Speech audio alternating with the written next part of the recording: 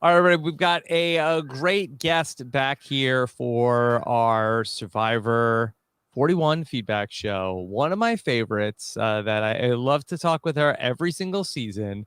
Of course, that you can see her very soon in about 8 days from now when she's going to be appearing on Netflix.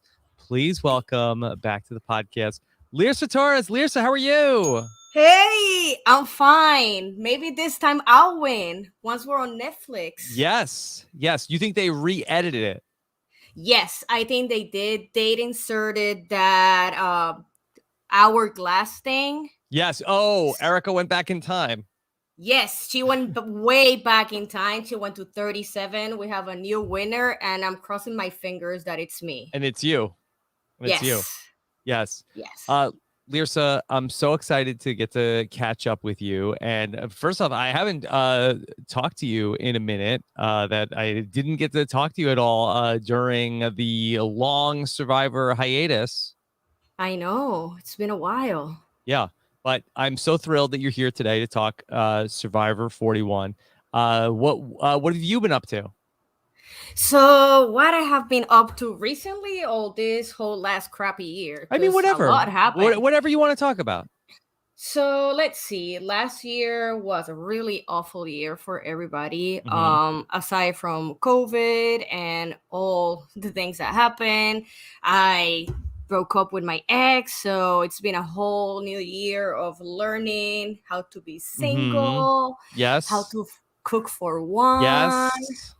I don't like it. Oh. So if anybody wants to go out and have dinner or come by, you're like super welcome because I love cooking for people. Okay. What will you do to vet the people that want to have dinner? Oh, I do a really mean ass steak. No, I mean, like, will you do a background check? That how will you know it's not going to be a crazy person that comes for dinner? Well, I will do what I do to all the people that I go out with. I go on Google and do a background search. That's how I'll find out that my ex didn't have a criminal record. So that was really good. That's important. So yeah, I check their LinkedIn just to see how professional they are. And you need a reference before they come for dinner. Well, if it has a reference, it will be great. If not, I'll just Google you and see. You know what the internet has to say about you, because it has to say a lot about me. Okay. So yeah, and I've been doing art classes. I'm at an expo, Rob. What do you mean you're at an expo? You have art that's being displayed somewhere? Yes, man. I'm like Van Gogh. I hope it will sell after I die, and my nephews will get that money. You're not gonna cut your ear off or anything, right? No. I need all my piercings where they are. So, and a balance, right? Yeah. But yeah, I took some art classes in 2020, and I took a collage class, which I really what kind of art do you make? I do collage. Yeah. But I do like hands-on. Like there's like where could I see it on your Instagram? I have an art Instagram, is lyrs.art. And there's a link to my Etsy store there because I'm selling my prints. I need, to get some funding for my Christmas trip to Puerto Rico and gain some money back from my trip to Spain. But one of the pieces was selected from the school to be in one of the yearly expos that they do. Yeah. So I had to like frame it and everything. It's somewhere. Yeah, these are cool. How do you make that? You cut pictures up and then put them into something, or is it on a computer? No, I cut every single piece off, and then everybody knows on this podcast that I'm crazy, so it's okay to say I get mildly high, and then I decide what goes with what. And the ones that are super clean, like the fish one that are kind of like don't have a lot, I wasn't that high. So there's a little bit of everything there. And I cut everything, I paste everything, and then I scan it, and then I post it up. So it's a long work. It's a long work. But I love it. It relaxes me a lot. Yeah. Okay. And you have some interesting ones where you have a To the Moon and Mac, where there's a woman that's sitting on mac and cheese. Yes, that is the actress from Killing Eve. I forgot Yes. her name. Mm-hmm. That's her. I think Mm-hmm. she's sexy. Not my type, but she's sexy and she kills Mm-hmm. people and in a sexy way. So that's her. There's the one that's called Can't Bug Me, which is the Yes. recent one. Which And that one, is what reminded me of Xander because it has a butterfly on the lady's face. yeah, it can be kind of like a Survivor collage kind of type, right? Mm-hmm. So Mm-hmm. I don't Yeah. know. I just get wild and start pasting stuff around. And then Lyrsa, that I heard you're also podcasting. I am. I've been What do you doing it. podcast? So before COVID, we had a TV horror show based in Salem. And Yes. then after recording the first like 8 episodes, COVID happened and we translated what was supposed to be the TV show into a podcast. So every week we sit down, we watch we have a group watch that we all watch, and we have like different movies that we watch and recommend. And I have a Yes. segment called the Murder Minute, in which I talk about a serial killer or some weird killing case. Yes. That's right. You love serial killers. I forgot. I don't love them. I find them interesting. Interesting. I don't condone what they did. Those are like No, of heinous course. acts. Obviously. Yeah, but I like to Don't get it find out. twisted, people. Okay. Yeah, like it's not like I have a shrine with pictures of like Ted Bundy and shit like that. No. But I like to know what happened there, why they decided to do what they did. Yeah. So it's fascinating to me how somebody can take such a drastic measure in their lives. Mm-hmm. Yeah. So, And what's the name of the podcast? so the podcast name is Heavy Leather Horror Show, and we are in Spotify, iTunes, and any podcast platform that you have. Go there, check us out, and give us a 5-star review. We are number one Salem's horror podcast. Yes. When you say Salem's horror podcast, it's local. Yeah, it's based in Salem, Massachusetts. I mean, we do it. Are there over other? Zoom, I guess Salem is kind of like a horror capital, right? Are there a lot of other horror podcasts like out of Salem? There is another one out of Salem. But yours is number one. Yeah, mine is number one because we're battling it off for the stars, and we have more stars than them. I think it's like 30 stars, but I think they have 12. So fine, we're winning. Yes. The Heavy Leather Horror Show is the Goliath of Salem horror podcast, right? We are the Goliaths there. Yes. Yeah. All right. So give 5 stars because you know what? I don't like when people are stingy with their stars. You don't run out of stars. Yeah, it's like you have unlimited stars to give away. Even if your Uber didn't say hello, just give him 5 stars. It's fine. Come on. Right? Yeah. All right. But yeah, it's great. It's been good. It's been a very productive year in a way. So, and it's getting better. It's getting better. So, well, we'll see what happens at the end. I am very eager to hear what you're thinking about Survivor 41. First off, I know you love Survivor, right? Yeah, you can say that. Mm-hmm. I love it. Yeah, I love it. I love it. And you're a longtime fan of the show. So I'm sure it was again, it was a bad 2020. We had no Survivor after season 40. But here we are. We're back. Lyrsa, how are you feeling about Survivor 41? I like it. I know that a lot of people are upset because of like I mean, I don't go a lot on Twitter. Yeah. And I don't go a lot on Reddit and other like Facebook groups. And a lot of people are pissed off about some things, but I think that it's been 20 years. We have to keep attracting people and revamp. It's not the same as 20 years ago. So there is a lot of twists. I love that the cast is very diverse. Yeah. So I like that part. It reminds me kind of a bit of my cast because even though that rule of the like certain percentage wasn't there, I think we had a really, how do you say that? We're mixed. We had like a lot of people there, different like ethnic backgrounds. So I think it reminds me a lot of my season. Mm-hmm. Yeah. And we got to the merge this week with the big controversial 2-part episode last week. Lyrsa, did you like what they did last week? Last week was when they won, and then they said They switched it. Erica Yeah. and switch it, right? No, I didn't like that. I already won. What the fuck, Jeff? Like, you're toying with these people's emotions, right? Yeah. But at the same time, I completely understand Erica. I would have done the same, right? So a lot of people like to say things when we are on this side of the camera or TV or whatever, but once you're there, you just want to win, man, and you do whatever you have to do, and if that includes reversing time, I'll do it. So I feel bad for the outcome, obviously. I really like Sydney, and I feel that because of that going back on time, she got screwed up. But it is a game, and we all sign up for this knowing that there was going to be only one winner. Yeah. So. All right, so I want to ask you about Sydney, but first, let me just give you a question I got from Noah on Twitter. She wants to know, Lyrsa, how are you? I'm fucking hot. Look at me. I'm great. No. She said, ask Lyrsa, how are you? I bet she says something hilarious.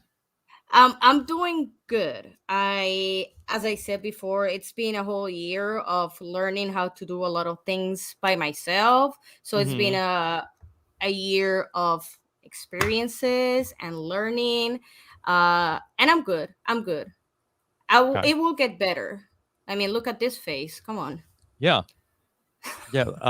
I mean, if you're not watching the video of this interview with Lyrsa, what are you doing? You're doing it wrong. I don't know. I'm doing it right, I think. I got my nails done, and I put a little bit of makeup for you. Yeah. And did my hair. So yeah, I'm stepping up my game. Okay. All right. Well, I appreciate it. The effort that went into you stepping up to be here. Yes, you're welcome. Anything for you, Rob. You know this. Okay. I appreciate that. Okay, Lyrsa, let's talk about Sydney. Did you have any thoughts about Sydney who went out this week? I thought she was going to go far in the game, farther than she got. First of all, when I saw her picture, she reminded me a lot of Natalia. So I'm like, she's going to be sassy, which she, in fact, said she was sassy. Yeah. She didn't get a lot of camera time, I feel, to see how her character developed up until the point that she got eliminated. And when I saw her social media, I saw that she was injured and had like an operation on her leg. So I thought maybe she got really far and she was medevac or something like that. So she was one of the first people I added on social media. And every since I was on the show, I take the time that once this group that we don't know who they are, but they reveal the people way ahead. Yes. I go and add them up and like welcome them into the family and let them know that. Oh yeah, I do that shit. Sunday did it for me. And I think that if she hasn't done that to me, it will have been more difficult. Yeah. So I always take the time to welcome everybody and send them a message. And once they get voted out, I also send them a message. I'm so sorry you lost. Like, if you want to talk, I'm here. Yeah. So she was one of the first people I added. And I really like her because she has traveled a lot. Same as me. She likes Puerto Rican food. So, I mean, I had high hopes for Sydney. She was in my like roster of people I wanted in the end. Yeah, Lyrsa, I just want to go back to, so you said that that when you played, Sunday sent you a message before the start of the season. Did she used to do that for all of the players, or she just did that for you? Did you ever know? I don't know. But she was the first person that sent me a message, and she was so kind and so welcoming. And to be honest, I felt so sad when she passed. Yes. Because I played some other online games with her, like Sequester, I think it was, or something like that. And she was on my alliance. So we like connected way more than if we haven't had any game time together. So I felt like really sad when she passed. Yeah, because I she know. It was was the terrible. first person that welcomed me. And when I had questions of things that I was going through because of the show, she was always there to listen and reply back and, give me, little pat on the shoulder. That's really amazing. So, And then when players get voted out on this season, you send them a message and you see how they're oh doing. yeah, when shit happens to them that they feel like they're down, because I feel that I was the underdog, right? Yeah. One of the underdogs of the season, and I sadly got a lot of shit from people on social media. So I know that this is gonna happen to them. So Hmm. I want to be at least one of the people that say like, hey, it's gonna be fine. You're doing great. Give them a Yeah. little bit of cheer. So I always write them. Lyrsa, did you happen to check out any of Sydney's interviews that she did this week? I just read one of them because I've been swamped with work and shit to do. Yeah. But yeah, she was upset, and I understand her when she said that it's reliving all of this again and get angry and Hmm. upset. So I feel her. I read it, Yeah. and I've been following her Instagram. I love when she posts picture of her like at the beach and be like, you're jealous because you ate me and shit like that. I think it's Hmm. hilarious. I They think hate that me she's because they very ain't they me. hate. Yeah, I think I saw that movie, The Interview, like a Hmm. thousand times. So every time she posts that, I just think of like the movie and I laugh a lot. So Hmm. yeah. Yeah.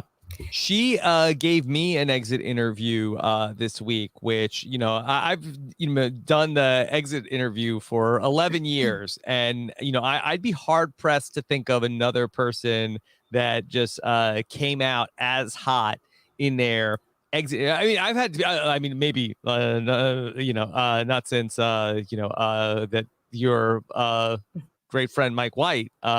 But he was mad. He was annoyed with me, not necessarily the show. That this is like a rare that you see somebody like who's so worked up about the game that they come in so hot.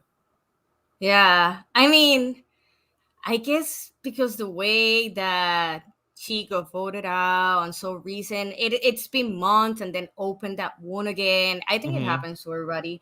I feel that every time, oh my God, every time I have friends over or I go somewhere that they have a friend and they don't know I've been on the show, they made me watch the first episode. You know how many times I have seen my first episode and it's reliving all Poor over Pat. again. Oh yeah, Pat has been evacuated 1,000 times and he doesn't know, right? And we have voted out Jessica a million times and she doesn't Hmm. know. Hmm. Um, but it gets hard because then you go back to that a little bit dark place. So, Yeah. and if it's so recent, I totally understand if she's coming off like super hot and super like Hmm. it's Yeah. what happens. It's what happens. I mean, we all have this winner's mentality, and then to lose, it fucking sucks, man. Hmm. I had Well, plans. We all had plans. yeah, we had plans, and we had plans for that money also, right? I was gonna retire, man. I was gonna retire, pay my student loans, and just like buy a tiny house and just drive around the country. I don't A give a tiny house. care. Why did you need a tiny house? Well, because I want to be mobile and I have a plan that at some point I'm going to get one of those tiny homes that you attach to a car and then Oh, go through the whole states and be like a month in each state and live in every single state and then come back and buy some plot land near Salem and just establish here. yeah. Why not get like a mobile home? I don't know. I want to have like a big bed, and at least with a tiny house, You could put a you big bed in a you, tiny you can house? put yeah, you can put a queen bed in it. Queen bed in a So tiny house. yeah, Okay. I will get one that it's exactly the perfect size for a queen bed, so I can sleep with all my kids there. Kids talking about my pets, the Yes. dog Yes. and the cat. We'll have the Mm-hmm. fish there too. Everybody. Mm-hmm. Um, can you take the fish in the mobile tiny home? I don't know, man. But when I was gonna, I didn't move in the end. But one of my concerns was, and I know it's a stupid fish, but one of my concerns was how I'm gonna move my goldfish from one place to the other one keeping him alive or Yeah. her alive. I don't know which sex it was. It Yeah. died recently. So Oh, I'm anyways, sorry. it died. That's okay. That's what they do after a year. Goldfish die. They're like 32 cents. Can't expect much. You got your money's worth. Yeah. I mean, it lasted a year. So, Yeah. I mean, I got my money back. But yeah, I don't know. I don't know how would I move a goldfish throughout the country on a tiny home, but I'll do it. Yeah. Okay. Let me ask you a question about Sydney and Sydney at that last tribal council. By the way, do you like the live tribal council, or do you like when they sit still? In the beginning, I liked it because you know, oh shit, what's going on? Like people are talking, and you're like, that's what you say, right? Yeah, right. But now it's every single one. Like, guys, get your shit together. I mean, I've been there. We know what's gonna happen. Probably the vote is not gonna change unless something crazy happens, right? So this live thing, it's nice, but it's been too much. Yeah, it's too much.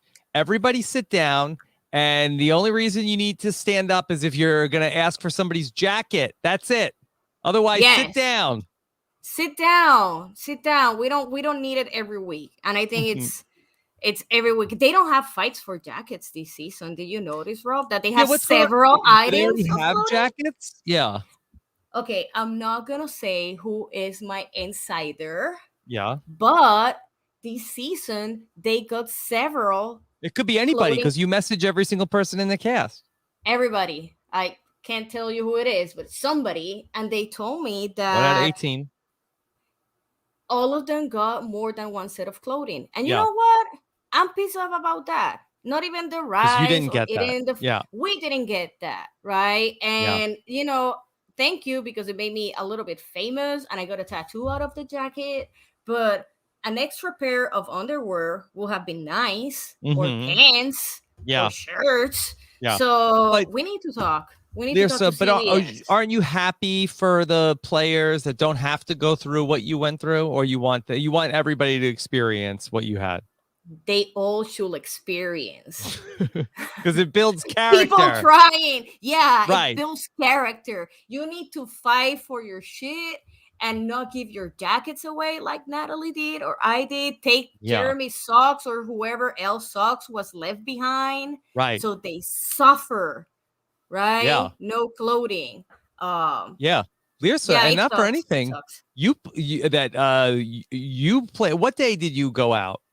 Was it? I think it was day 17. 17. So you played Survivor longer than any of these people in this season. Yeah. Oh yeah. I have. Fuck yeah. I have. Yeah. And you were 9 days away from the finale in this season. True, man. That could have been me. Why they didn't cast me for this one? Yeah. Damn. They couldn't have two big queer characters in it, right? So I get it. You know what's funny? Diverting the conversation from Sydney. We'll come back to her. Dude, you're not gonna believe this. This is a funny story. Okay. So when 40 was happening, Jeremy and Michelle threw a viewing party here in Boston, right? Yeah. So I went to the party, right? Of course I did. Okay. And I got a little bit drunk, right? And I was coming out of the event, and then this other tipsy queer person approaches me. I was like, oh my God, Lyrsa, can I take a picture with you? I'm a fan. Like, I'm so happy that you went on the show, because there was like another queer person. And I'm like, fuck yeah, let's take the picture. I was like fucking wasted. I even told this human, hey, you should go to my burlesque show. There's going to be a lot of people dancing, taking their clothes off. It's going to be great, right? Then time passes by. Names comes out. I add them all. I send my message. So I send a message to Evie, and I realized Evie is following me. And I'm like, that's nice. Maybe she did the same I do, right? So I send her a DM, and I'm like, hey, welcome to the family. If you need to talk, I'm super close by because you're in Somerville. That's like 20 minutes away. And they were like, you don't remember me, right? Mm-hmm. And I'm like, no. And they were like, I was that drunk person that told you that I was a fan. And I'm like, oh, fuck. And you told me that you wanted to apply. And I was so drunk. And I told you, go and make your video and apply. And you fucking made it. So it's like super hilarious to me that I met Evie unbeknownst to me that she was Yeah. going to be on the show. And then I had that interaction with her and we were so tipsy, both of us. And then I'm like, oh, fuck, I don't remember this. I feel kind of bad because you're my favorite. Yeah. So, Lyrsa, did Evie express to you that you were the reason that they applied to be on the show? I cannot confirm or Okay. deny that because Yes. I was a little bit drunk. But, Okay. but I don't know. It Whatever. didn't If hurt. it was, it Yeah. didn't hurt. It didn't hurt them. So, and I'm very proud of how they have been playing the game. Yes. So, Yes. yeah. It's one of my favorite people on the show. I love their shirt. I want their shirt. Were you nervous that Evie was going to get voted out this week? Yes. Mm-hmm. Yes. Because I have like this pool of people that I want them to move forward, like we all do, right? And obviously, Evie is my number one. I want them to win.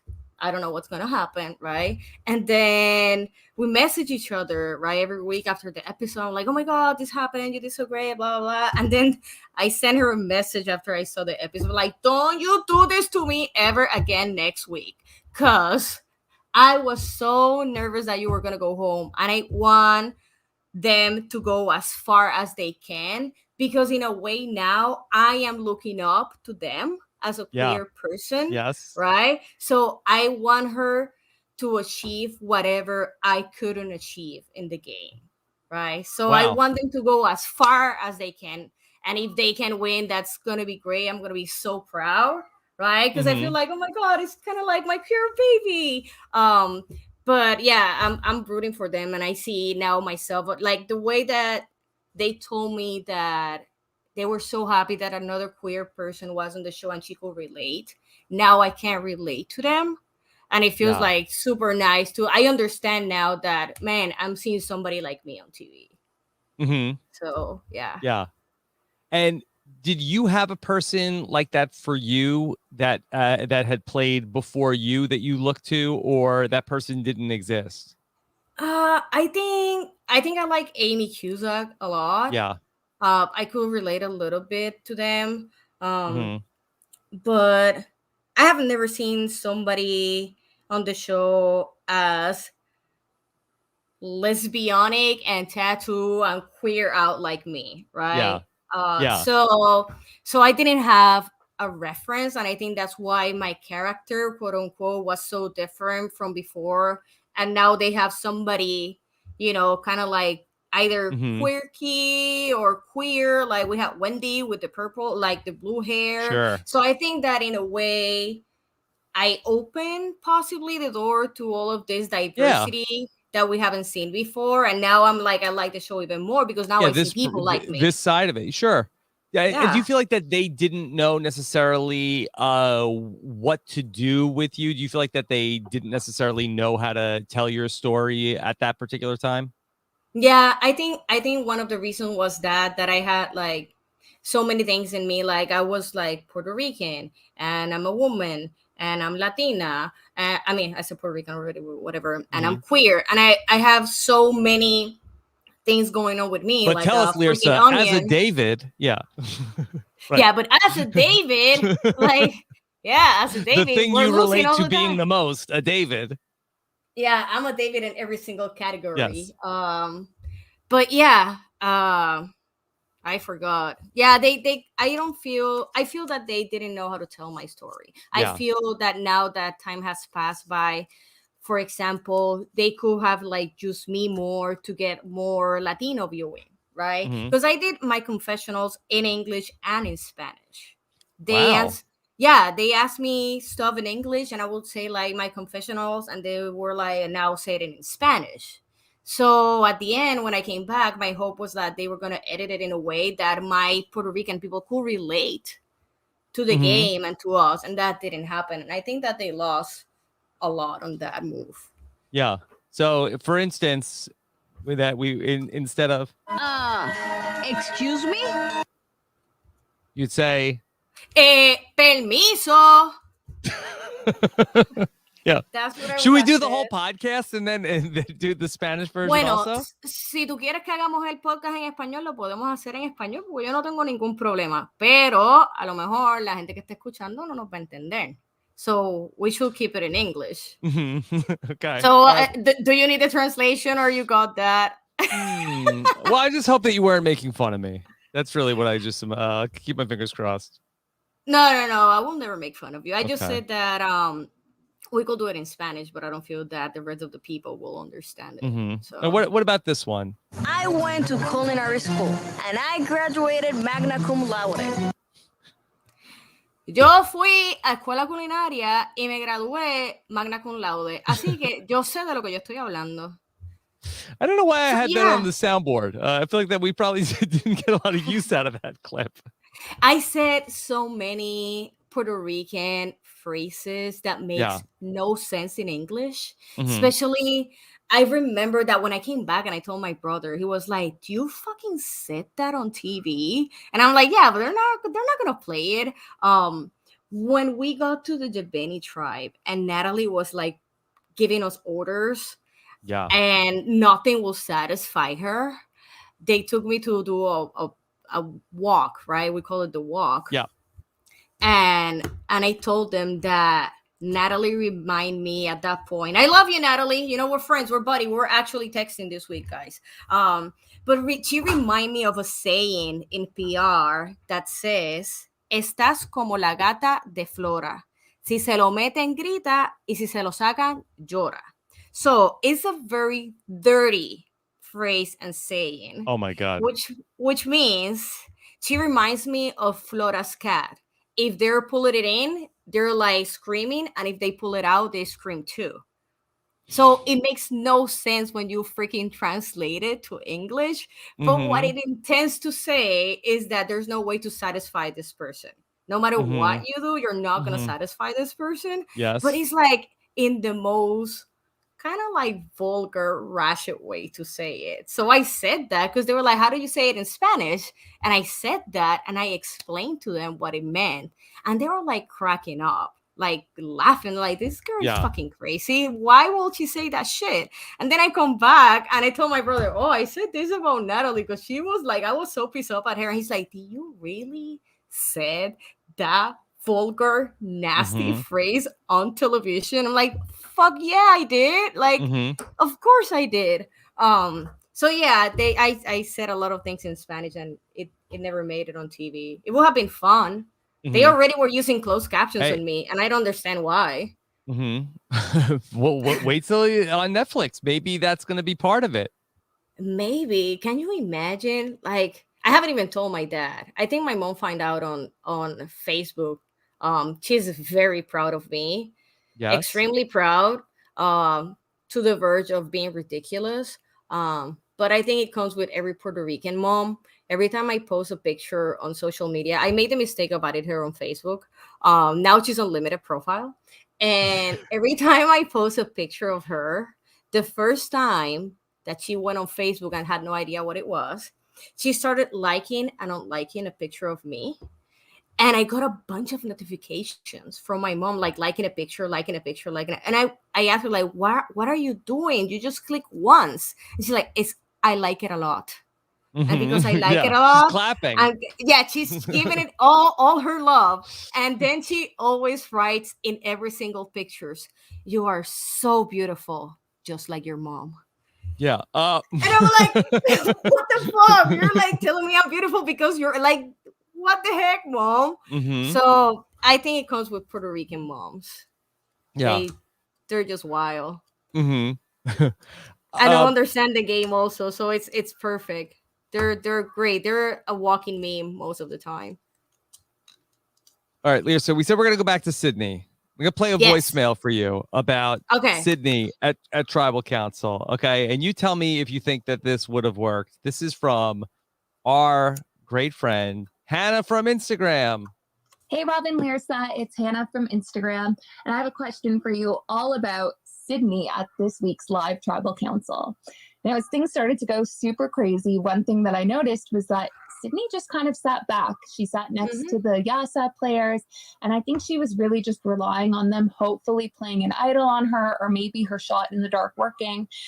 Personally, I was really surprised to see this because I feel like we've come to know Sydney as someone who's very chaotic, someone who's not afraid to use her voice to stand up for herself. And so I found it quite surprising in the moment that she just kind of sat back and let the game happen.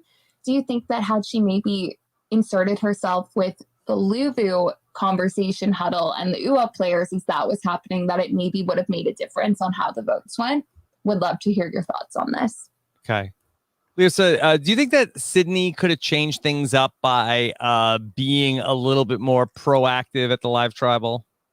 I think she would have, yeah, because that surprised me because she's been so vocal. That she just sat down and let things happen. And I feel that she was way confident on her alliance and that they were going to save her. And it took the wrong part on her.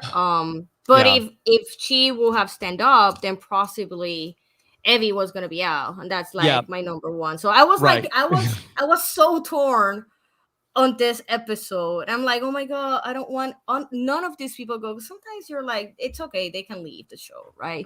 Sure. But not this week. I mean, this week was hard for me because all the people I really like and I have like talk a lot were in that position. And I feel that if Sydney will have stand up and talk, everybody was fucking talking. Everybody's fucking talking every single week.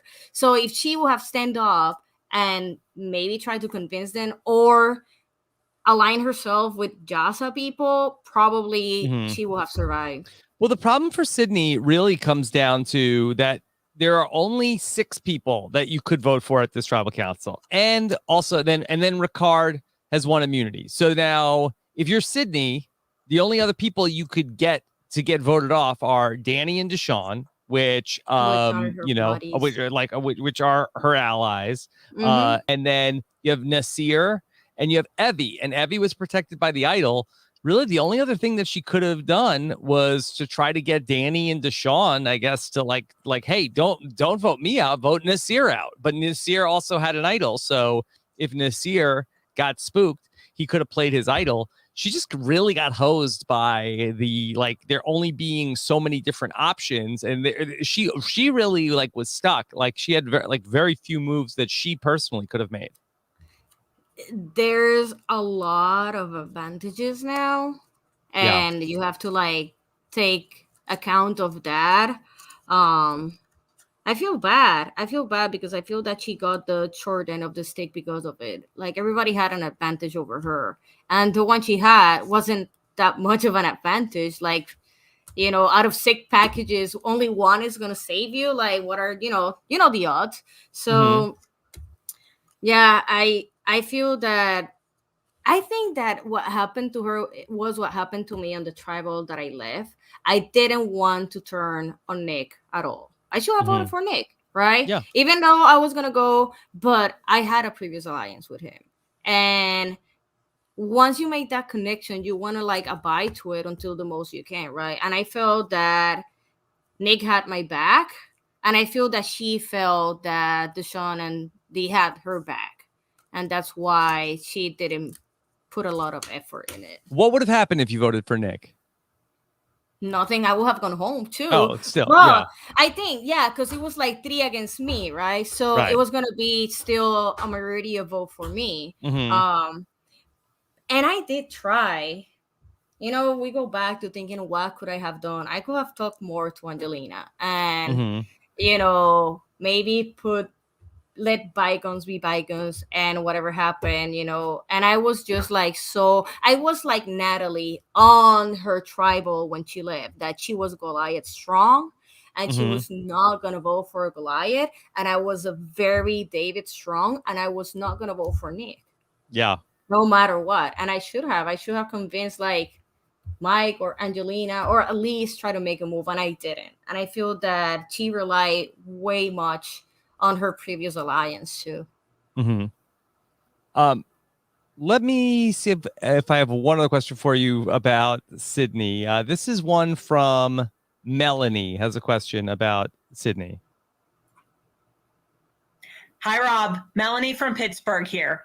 Over the past 2 episodes, we saw a small group of players win a challenge to make the merge and win a feast. When they won, they got the merge buff and the feast. But when Erica smashed the hourglass, their buffs were stripped, but the feast obviously stayed in their bellies. But we've got no clarity on the most critical question. Can you please tell me, is Sydney or is Sydney not still dateable? I've got to know your thoughts. Good question. Good question. Lyrsa, that we know that that Kat told us that you need to make the merge to be dateable. Is Sydney dateable because she did not make it to the merge? Jeff at the end of the episode says, all right, everybody, here's your buffs. Congratulations, you made it to the merge, which I'm like, what the hell were they doing on the beach together? Like, that wasn't the merge. But is she dateable? Did she make the merge? She, in my head, she did make the merge, right? So she is dateable. It was an unfortunate event. Yeah. Aside from that, I mean, Sydney is a beautiful woman, very smart, very sassy. She was gonna be dateable regardless of, guys. So Melanie, even if she didn't make the merge. Yeah. Yeah. Melanie, she will have been dateable anyways. It's a good question. I did think that was very silly. The idea of like, all right, you got your buffs, you made the merge. Like, you don't have buffs, you're not in the merge. Like, hold on, am I on Survivor or not? Give me a buff. Like, either I'm on the show and I have a buff, or I'm not on the show. It's like giving a kid a candy or a present, or show them like, hey, this is what you're gonna get, and let them like touch and be like, but I'm gonna take it away, I'm not gonna give it to you. Like, that's fucking cruel. They made the merge. Why do you have to like create that? Who invented? Was it Mike? Was it Mike's idea, the hourglass? Because I know that he got a lot of his ideas on the show this time. Was that one of the ideas? Okay, see, now I don't know this, okay, because that I know that the story that I've heard is that Jeff had a bunch of ideas and Mike said, no, these ideas are not good. Is it fun? Is it fun? And then they went back and made new ideas. Are you saying that you feel like that these are then they went back to Mike and then these are Mike's ideas? I don't know whose idea it is, right? Yeah. But this was not a fun idea. You cannot this was not fun. You know what? I'm going to be a mean person. You can toy with people's ideas and emotions. You shouldn't, right? But you can do that in the real world. When you are in an island, stranded, you don't have food, you don't have people, you don't have like anything. You're striped down to the most, you're like, you have the bare essentials to just survive. You don't do that shit to people. That's fucking cruel. You don't tell them like, yeah, you made the merge, you get a new buff, it's gonna smell so nice, and it's not gonna smell like BO with moldy cheese. And then, because that's what my buffs smell like, and then you just take them back. That's not nice. That is not nice. Whoever came up with this twist, it's not fun. It is not fun. Did Mike ask the wrong question? Should he have asked the question, is it nice? I mean, you can only find this fun if you have like a sadistic mind. So that's why I want to know who came up with this idea. It should have been something nice. And I mean, the dream of all of us is to at least make it to the merge, right? That's one of the steps. I don't know how you did it in your time, but I set a set of goals for me on the game, right? Like the first one was try not to be on the first challenge. I fell on that one. And then try to survive the first challenge, make connection, right? And in your list is make the merge. Yeah. And you scratch that down. You're like, I made the merge. So to take it back, it freaking sucks. It's not fair. I know that you guys want viewers and make more money out of like, chairs and whatever, but that was chairs. Yeah, isn't that what people do? They put chairs or they get chairs if you like chairs with an S, SHRE. Okay. right? That's Like money the wise, like right? the network share Yeah, or like yeah, shares of yeah. like CBS stock. I don't have CVS stock. Let's start Yeah. with that. It's But Viacom. Yeah. whatever person is behind ratings and wants more ratings because it will Yeah. make the network more money. Let's be honest. Like this is all about money in the end, right? That wasn't nice, Yeah. and you're not gonna get my money. I'm not gonna buy anything from the CBS store because of this. Nothing? Nothing. What if they put out some new David versus Goliath merch? You wouldn't even buy it now because of this. What if you could buy the hourglass? Rob, I don't have any merch from my own season. I didn't get anything. I think that not because I'm cheap, but the least we can get is a t-shirt and a mug from our own Right. season, right? Right. That's the least we can get aside from our smelly buffs. Mm-hmm. So yeah, no, I did pay for Paramount Plus, and that's the only thing they're getting from me. That's the only thing they're getting. Yeah, Let me because I don't see. have cable this year. Yeah. Well, maybe for Christmas, I'll see if is there any merch that you want. If Netflix made some merch, If then they yeah. should have a Netflix store, right? Yeah. I will definitely. We should get a meeting with Netflix and say, like, we've got the $1 billion idea. It's called the Netflix store. You know what? They do have a bunch of shows that are their own shows. Yeah. They should have a store. Maybe they don't have the rights to the shows merch. I think what they do is that they put the name on the merch and they sell it on stores. Because if you go to Hot Topic, you'll probably find a t-shirt of like that serial killer show you, and it's just say like the name tag on the back says Netflix probably. Mm-hmm. Yeah. So what we'll do see. you want a mug? Let me see. All I want from my season to be on Netflix is that Instagram and Twitter finally give me my blue check mark. That's all I want. Okay. I don't want anything else. Yeah. I just want to be legit. Yeah. I just want to be legit on social media. Oh, I think, let's see. I see a lot of season 39 mugs. Apparently those didn't sell. Those didn't sell. Those didn't Are they on sale? In the store.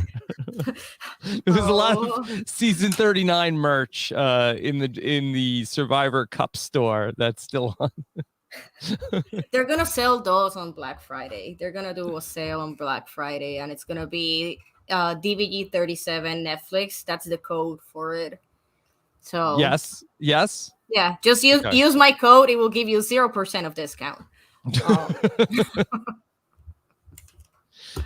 All right. Let's take another voicemail here for you, Lyrsa. And this one wants to ask you about another one of the players from this season.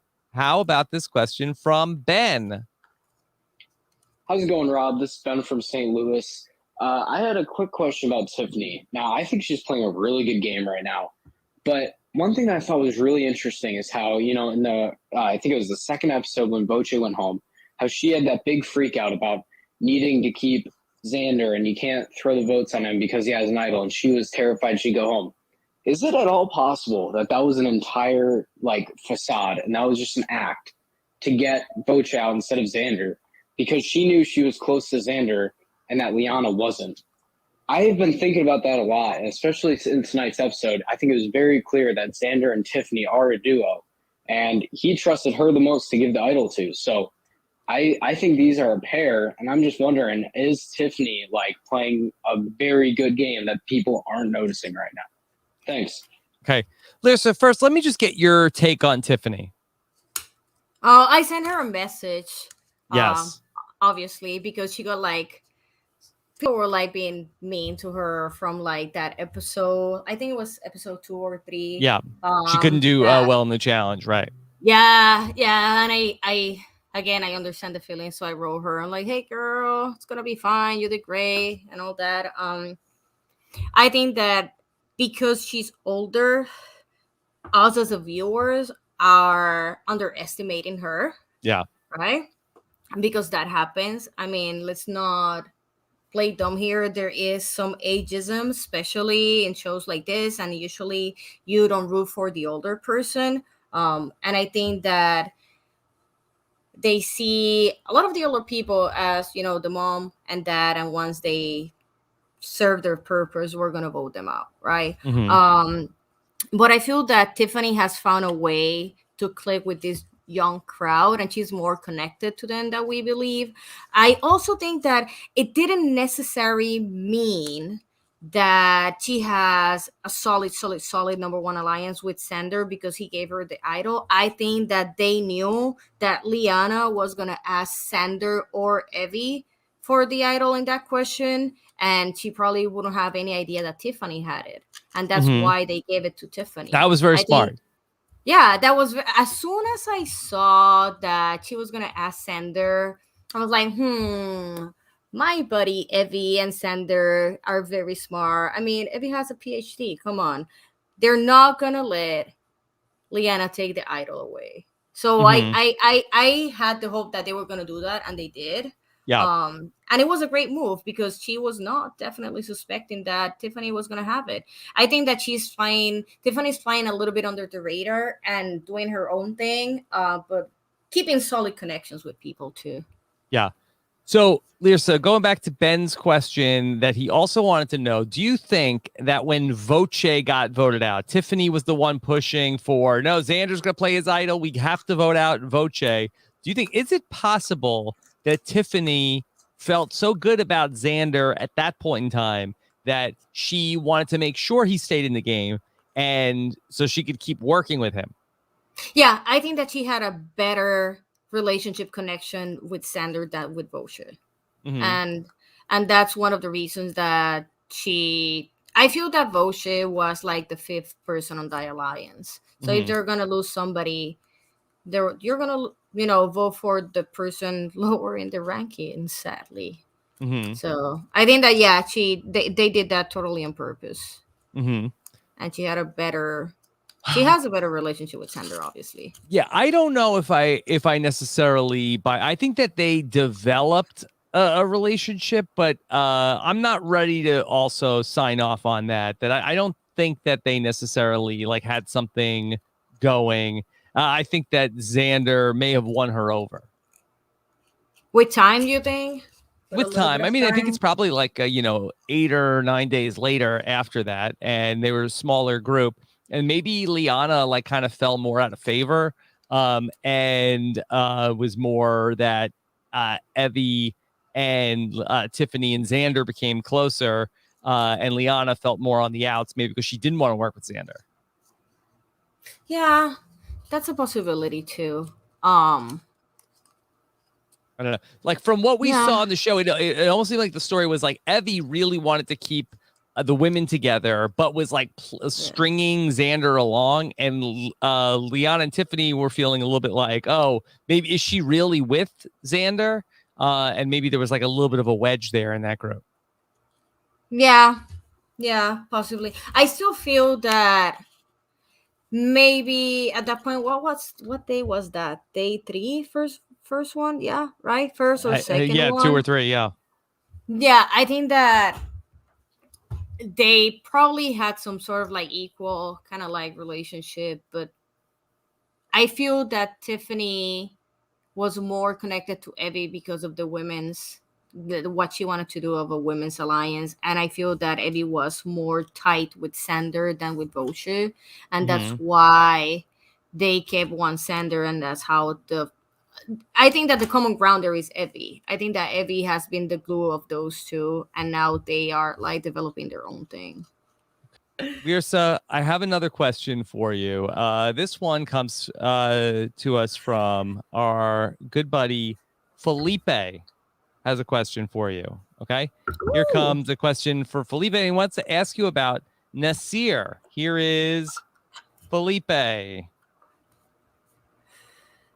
Hey, Rob and Lyrsa, this is Felipe calling in to hear Lyrsa's perspective on how Nasir's doing this season, especially as someone who also played this tricky social game in a language that was not their native tongue. Hope you and Batata are doing well, Lyrsa, and I hope you both have a great day. Bye. Lyrsa, have you been impressed with Nasir? First of all, do we know if this is Felipe from Boston? Because I Yes, know of Felipe. course. Yes. I love Felipe Felipe. Shamon. Hey, Felipe. Patata and I are doing great. Yes. I think that, poor Nasir, English is not his first language. And I feel that maybe in the moments that we have downtime, if they have downtime on this season at all, probably has a little bit of challenge understanding like some stuff. Because I did. My tribe loved to talk about shit I didn't know, like superheroes and stuff like that. And I was like, no idea.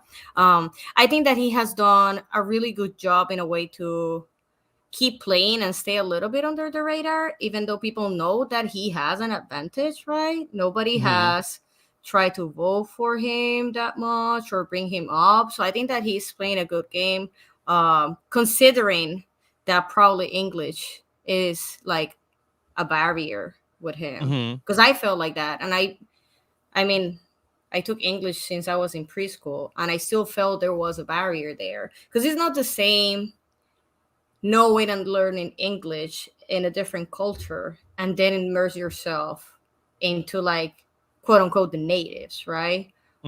So I feel that he probably got lost in translation a little bit regarding some things. But he has done a really good job of like staying in the game and trying to be helpful and all of that. I think he's doing a great job. I thought that he was going to be one of the first people voted out, to be honest.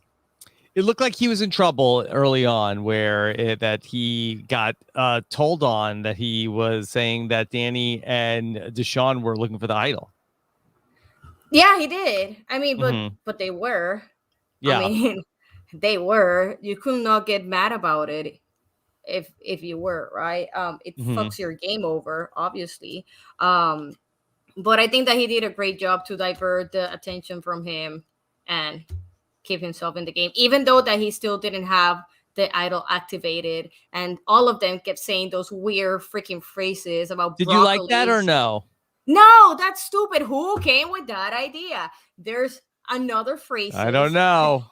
I will question myself. Why are they talking about broccoli? Because you know what? We all talk about food when we're there. Yeah. Right? And did you ever talk about broccoli? We never talk about fucking broccoli. Who talks about broccoli? Unless you're like... I like what you said about broccoli. Unless you're doing CrossFit and you only eat like chicken, rice, and broccoli. No, we don't talk about broccoli. We talk about once. steaks. Nobody ever said, I'm really craving broccoli. Nope. We were craving brunch. We were craving cheese, meat. Yeah. I crave a lot of Puerto Rican food, but no one crave for broccoli. So saying broccoli is very out of tone here. Yeah, that's how you should know that was somebody talking about an idol, because no survivor would ever talk about broccoli.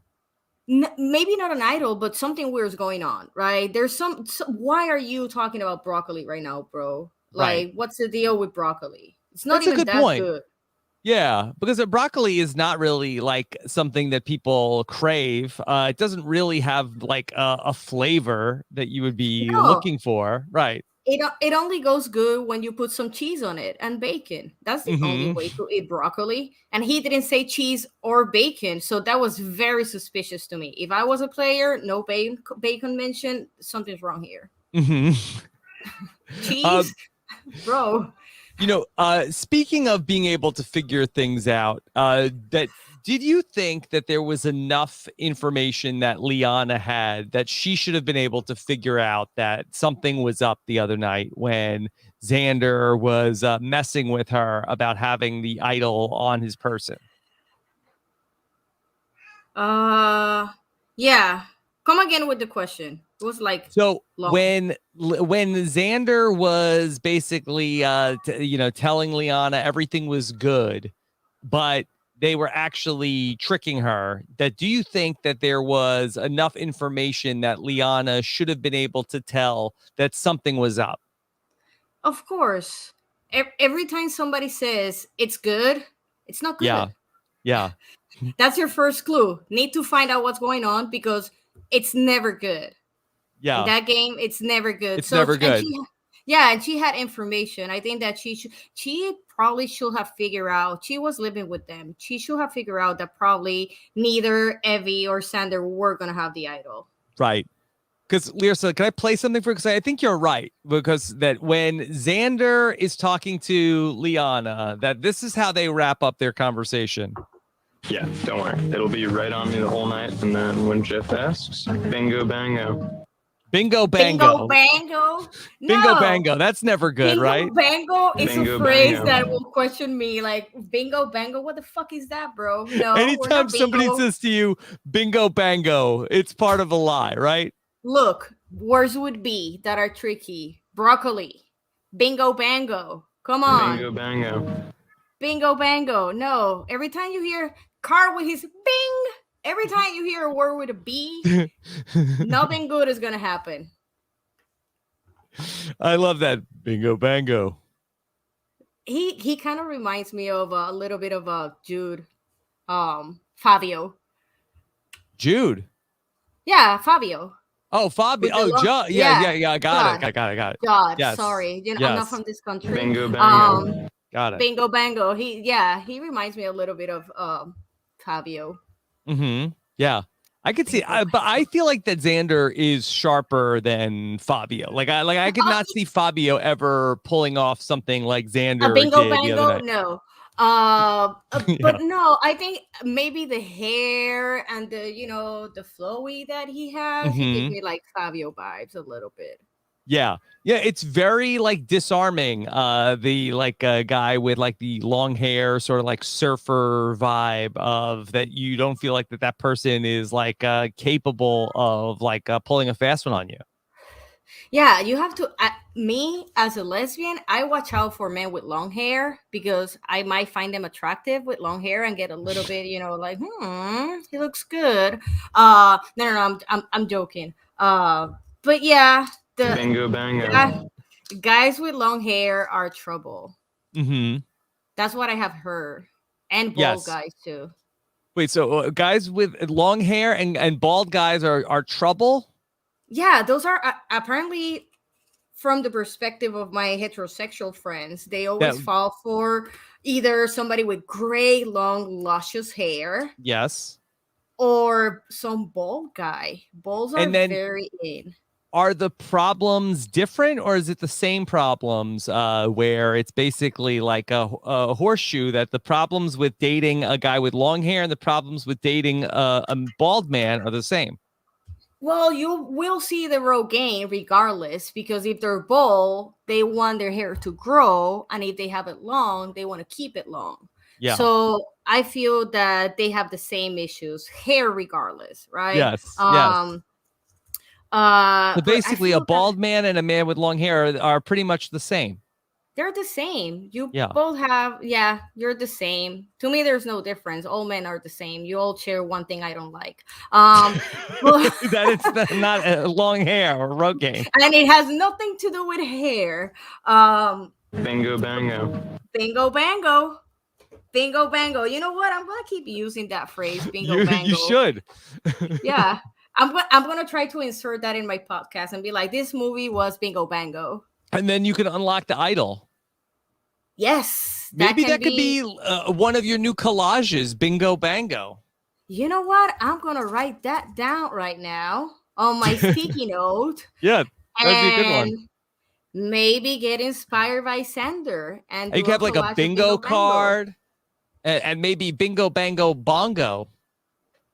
You know what? That is a fucking great idea. Okay. See, look, right? we're brainstorming. A background full of freaking bingo numbers and then faces and hair and long hair, people. bald heads. Yeah. Yes. You know what? No, not trying to, but I did made out a collage. Yeah. I know we're diverting from things I got from the show. Yeah. One of the assignments in class was to make a 3D collage, and I use the beats for I don't think people will see it unless you upload this. But yes. I made this collage out of the beats and shells that I got. Let me go full screen on what you're doing. Okay. Yes. Okay. So those are. These Yeah. are beets and shells from the one of the tree males Oh, that we get. Yeah, so I keep that as a keepsake, you turned and it into art. Yeah, I turn it into art because it had to be something meaningful to you, and I feel that for all of us, achieving this in our life is very meaningful, obviously. Mhm. So yeah, also my teacher kind of like knew who I was and never said anything in class because I don't like to bring it up, not even on Mhm. dating apps. Like to me, that's like a part of my life that I don't share with everybody. Even though people know me, I don't go around like, hey, I wasn't Survivor, right? And she knew who I was, and I am really appreciative of her that she never mentioned it in class. Mhm. So then she told me like 3 weeks ago, oh, I knew who you were, I googled you, and I know you were on a show. I'm like, oh, nice. So Mhm. Yeah. I will make a bingo bango collage, bottom line. I can't wait to see it. I will. I'm gonna follow Lyrs.art to make sure I don't miss it. And go to the store, guys. The Help me CBS, sell. the CBS store, the Netflix store. No. My Etsy store. Come Oh, on, Etsy guys. store. Let's not give more money to CBS and give your money to an honest cause like myself. Yes. Okay. Yes. If you buy some of my art, look, this is a special offer, and this code will work. Yes. If you buy my collage, I will make a personalized note Yes. for you, and I will send it. And if you want perfume in it, I will spray perfume in it too, so you have a little bit of my smell with you forever. Wow. You That spray sounded so perfume on the creepy. collage. Yes, something so fucking creepy. Oh. I never asked if anybody wanted, like when we have like the RHAP stuff, does anybody want me to spray my cologne on Yeah. the RHAP merch? I will do that mostly for the women. And if Yeah. you're single, I don't want to get into trouble. So you know how I smell. Maybe you want to come and have some steak dinner, go out. Not trying to sound desperate. I swear I'm not. Now, you're not This is sounding just desperate. No, but I would like to go out, to be honest. Like sidetracking again, I would like to go out on a date. It's been a year. I need to get out of here Okay. All right. and sell my art. So, but you'd like to go out on a date, but you don't want to talk to people about Survivor. So if somebody's listening to this, what should they do? Well, I don't want to talk about Survivor right away. Okay. Because Survivor is a big part of my life, right? And I'm very proud of it, right? Yeah. No Survivor talk until what date, Lyrsa? Maybe third date. Third I want date. you to get to know me Mm-hmm. in the real world, which is pretty much the same I was on TV, because I'm like, come on, I'm freaking nuts. And I say a lot of things that I should not be saying. Mm-hmm. But I don't want to talk. Like I said, I want to feel a real connection with somebody and not to connect just because I was on a show or on TV or whatever, right? I think we all seek honesty and for somebody that likes you for who you are or not what you are. You know what I mean? Yeah. So, yeah. I get that. Yeah, if I went on a date with somebody, I wouldn't ideally want them to ask me a bunch of Survivor questions, but I would just be happy they wanted to be there. Yeah. I feel that we all seek some connection. And I mean, if you ask me, I will talk about the show and will probably violate my NDA if we're on a date. Because I have like no hopes that I'll be back, of course, unless they do guys versus not guys or something like that, right? But I don't know. I never use the Survivor card to date people, and if you bring it up right away, I am not gonna give you a single minute. I'm sorry. Yeah, I just loved what you said, that I would probably violate my NDA on a date. Well, Rob, come on. We are so proud of what we did and that we went through this experience, and we all signed that 500 pages contract. And send it back, and we don't read anything. I didn't know I had an NDA for 5 years until I was like there.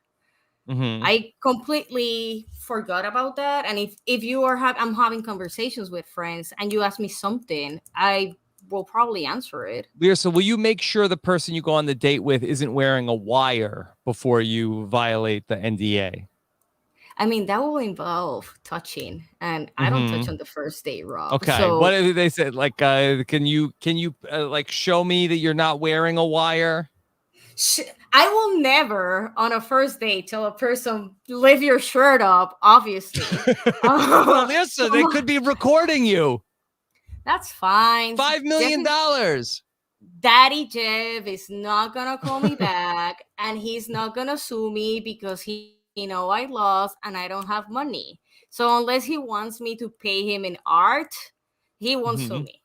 Hopefully. Okay. Now I'm crossing my fingers. Hopefully these people won't fucking sue me. I will not do well in prison. That's all I have to say. I have seen those shows. Yes. Yes. Okay. No. This face, no. No, I wouldn't do good in prison either. No, it's mostly, but I have a friend that works in the prison system, and they have told me a lot of crazy stories, and that's mostly the reason why I will not do good in jail. It's not the living conditions, it's not the food or the sleeping, it's the things that happen on the side. Can you imagine me joining a gang in prison? I can't. Yeah. Would you join or no? Well, if my life depends on it, fucking yeah. But if I'm gonna join a gang in prison, I want to become top dog. Like, so do you think that gangs in prison, is it all like, would Survivor be good preparation for navigating the prison gang system? You know what? Now that you say it, fuck yeah. Yeah. You need to learn how to trust people, and you need to know what you said to some people, and you need to fend for yourself, and you need to be the survivor of that shit if you get into prison. So yeah, I think also that, I don't know about you, but I feel that my Survivor experience helped me a lot during COVID. This thing that we couldn't go out, we couldn't see people, we have to be secluded, we have to be at home, everything was, at least we had computers that we could like see people, right? I went to a wedding through Zoom, right? That's how we are right now. But we came from a place that we had nothing. We had no phone, we had no family, we had nobody to rely on, because you really don't know who's saying the truth to you or who is lying to you, right? So I feel that having that background made my quarantine time way better. I think I adapted way better than some people to not being able to go out. Yeah. And it's because of Survivor. Okay. So it was practice. Yeah, it was fucking practice for life. Yeah. Also practice for not giving your clothing to people. So did you have to give your clothing to people for COVID? No, but some people still ask for my jacket. Yes. They love that jacket joke. All the time. I have a new coworker, which is this is so hilarious, bro. Because I told you I don't tell people about the show. I don't, if you saved it all for this. Yeah, right. For you, just for you, Rob. Yes. So we hired this new person in our work, and the second date, we take the elevator together, and it's this 20, really early 20s girl. And she was like, "Can I ask you something?" Yes. And I'm like, "Sure," because I'm thinking she's gonna ask me something about work. And she's like, "Were you on Survivor?" And I'm like, "Yeah." I'm like, "Oh my god, I was such a big fan of you. Like, I knew it. I had to Google to be sure because I didn't want to ask you about it. And I thought it was gonna be." Then I called my friend, like, "Oh my god, something hilarious happened today. This young, tiny baby nugget asked me if I was on the show, and it was so much funny." But she is great. She's a super fan. She loves to send gifts through the company with my face, and when we have to like cancel stuff, she sends that picture of me voting for Jessica. Yes. So every time we have to do something bad, like end a contract or something, she just sends my picture with the name of the contract in it. It's really funny. So that they send that internal, or that's Oh yeah, we yeah. sent all of that through Slack, man. And we do Okay. like, I have It's another not like when the coworker- company is gonna be like, we're not renewing our contract. Here's Lyrsa Yes. voting you off. Yeah. Yeah, we don't do that. To the people, they don't know. We do it Yeah. behind scenes on Slack. I also have another coworker that every time something happens, she brings up the fact that I lost, and she's like, "Oh, shut up, you lost."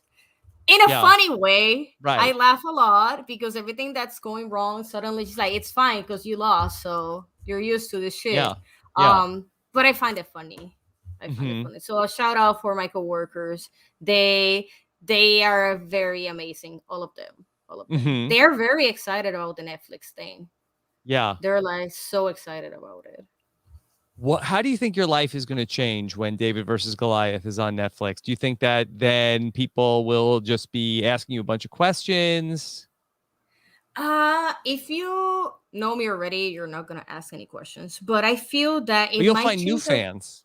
Yes, because I live in a city. When I was on the show, maybe I got recognized 3 or 4 times, right? Yeah. I only got more recognized when I went traveling to like smaller cities. And it's the fact that I live in a college town in a big city where people don't pay for cable because cable is fucking expensive, but everybody has Netflix. So I think that now going onto Netflix, maybe some people recognize me. I hope it doesn't happen when I look like shit, because that's when I only get recognized, when I look like shit on the street. Because you look like you're playing Survivor. Exactly. In the beginning, I will get upset because I was walking down the street and somebody's like, "Oh my God, Lyrsa, can I take a picture of you?" And I look like shit. And then I put 2 and 2 together. I was like, well, I look like shit on the show, so that's why they freaking recognize me. But hopefully I'll become the lesbian I was born to be with this Netflix thing. It's going to happen because just like Evie stopped you and you were Evie's favorite player, that's going to be basically, you're going to open your DMs and it's just going to be all that. Oh my God, Lyrsa, get ready. You think? Don't tell me that, because then I'm going to get like super excited because I really want to become a lesbian. But if that doesn't happen, you're already there in my book. Thank you.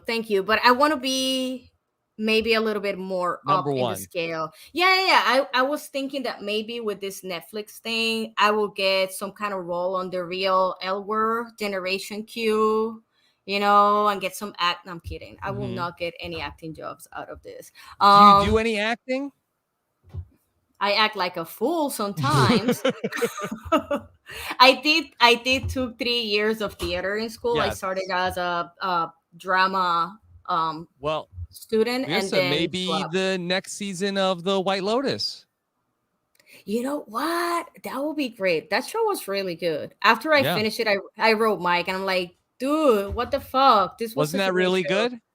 It was really good. It was really good, and I'm happy that he's doing a second season. I always support anything my people do, regardless of what it is. I always touch base and congratulate them in whatever achievement in life they have. So I'm a very nice person. That's why I lost. You were too nice. I think I was too nice, even though people think I was very sassy. I don't remember myself being sassy. But people say that I was very sassy. But I feel that if I would have played the game more ruthless and more like the way sometimes I am in my real life, I would have lasted longer. At least I would have made it to the real merge with a real buff forever and have a meal and not reverse it with an hourglass. Okay. Speaking of all that, let me play a question for you. This is from Chicago Mike has a question. Let me give you Chicago Mike. While the promotional messaging has described the season as a monster several times, it has not yet made it into the edit, but it seems like it's inevitable that somebody at some point will describe the season as a monster in the edit. So my 2-part question is, who will be the person to first describe the season as a monster, and where will it happen? Confessional, on the mat at a challenge, or a tribal? Lyrsa, have you heard Jeff talk about that the game is like a monster in the horror movie? Just like that you would talk about on the Salem Heavy Leather podcast. The monster in the horror movie is chasing them all season. Yeah. I don't know which type of monster he's referring. Because to me it has seemed like a pretty normal season, except for that stupid game. I'm sorry, it might not be stupid. Those like codes that are on the show now. The game within the game.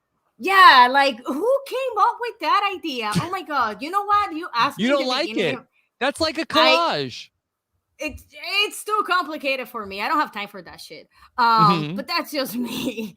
Okay. I don't know where the horror is or the monster, but I feel I like him a lot. He is also one of the first people I say hi. And we have that Puerto Rican background that we share. But I feel that the monster is going to be Ricard. Something is going to happen either at Tribal or in one of the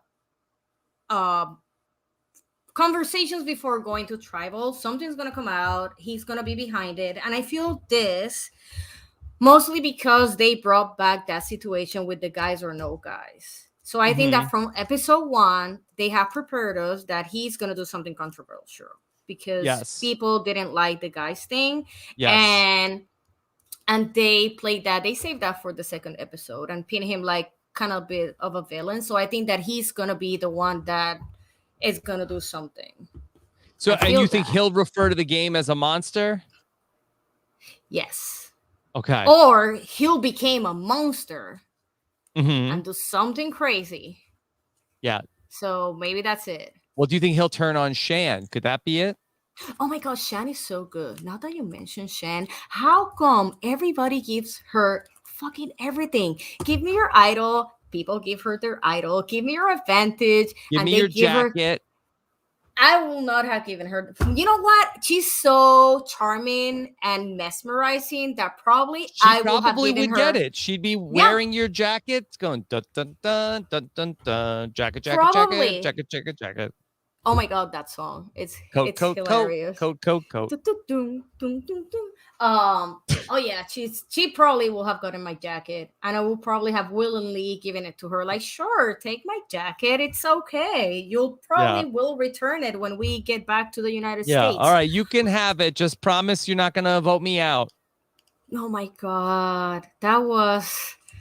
Really? I mean, we have seen this show before. You don't give your idols, you don't give your advantages because that's how you leave the game after doing that. Yeah. We all know. But props to her that she has the convincing power and people give her stuff. Back again, it's gonna be Ricard at a Tribal with the buff. Okay. Well, it's like I Clue. was trying to do like Clue. I got it. Yeah. I got it. Or maybe with the torch. Can you imagine that something goes crazy and they start like battling each other with the torch? Yes. Okay. Which end? The pointy end or like the fire end? No, the fire to make it more exciting. Whatever. Fuck the pointy part. It's like the fire, right?